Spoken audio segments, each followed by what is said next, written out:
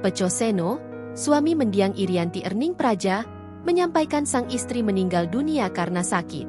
Sakit kanker sudah setahun ini, kata Pecoseno ketika ditemui di rumah duka di kawasan Pejaten, Jakarta Selatan, Selasa, 27 Mei 2025, malam. Seno menceritakan bahwa Irianti yang akrab disapa Tati itu dinyatakan mengidap kanker sejak pertengahan tahun 2024. Tak lama kemudian, penyanyi era 1980-1990-an itu menjalani rangkaian tindakan medis.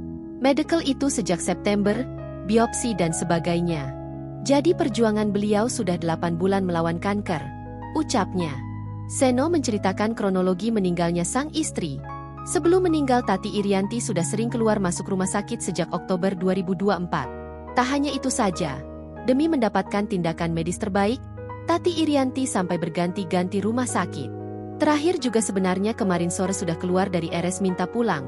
Tetapi pagi-pagi ternyata sudah nggak kuat lagi. Kami langsung bawa ke UGD. Nah tadi siang-siang jam 14.14 WIB. Jelasnya, Seno sangat kehilangan sosok Tati Irianti. Meski tak menyebutkan sudah berapa lama menikah, ia mengakui sudah banyak melewati kehidupan bersama dengan sang istri. Dia, Irianti Erning Praja, soulmate saya lah.